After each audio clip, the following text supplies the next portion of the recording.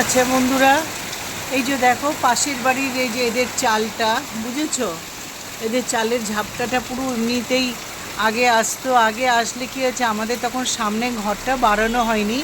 এখন দেখো ওদের পুরো চালের জলটা তোমাদের দূর থেকে দেখাচ্ছে, ওই যে চালের জলটা ওদের ওই সামনে দোকান আছে, দোকানের চালে পড়ে এইবারে দেখো জলটা পুরো ঝাপটাতে আমাদের মানে হাওয়া দিচ্ছে, এমনিতেই জমিতে এসে পড়ছে, আমাদের জমিতেই পড়ছে।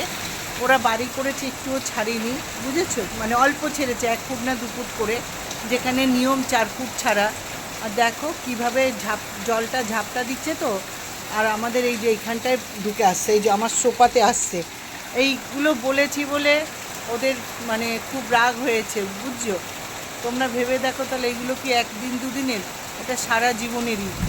দেখো এবারে কী করব বলো? তোমাদের দাদা বলছে, আমরা বলছি, শুনছে না। আমার শাশুড়ি মা যখন বেঁচে ছিলেন, ওরা যখন জমিটা কিনছিল, কারোর বাড়ি ছিল পাশে, কাকিমার জায়ের বাড়ি ছিল, গণেশের মা কাকিমা।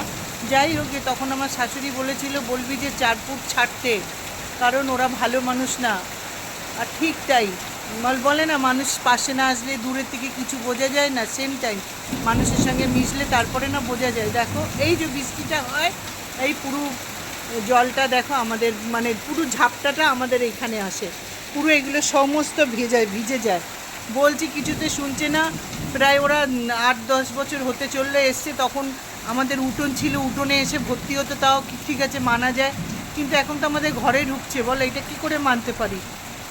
তোমাদের দাদা বলেছে, আমি বলেছি বলে আমাদের সঙ্গে ঝগড়া করেছে, জানো? কি ঝগড়া ওদের, মানে কিছু বলতে পারবে না।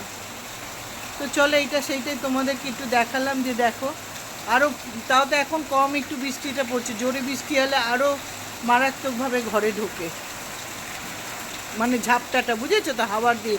আর এমনিতে জলটা আমাদের জমিতে পড়ছে, আমাদের মাটি ফাটি সব ধুয়েই যাচ্ছে।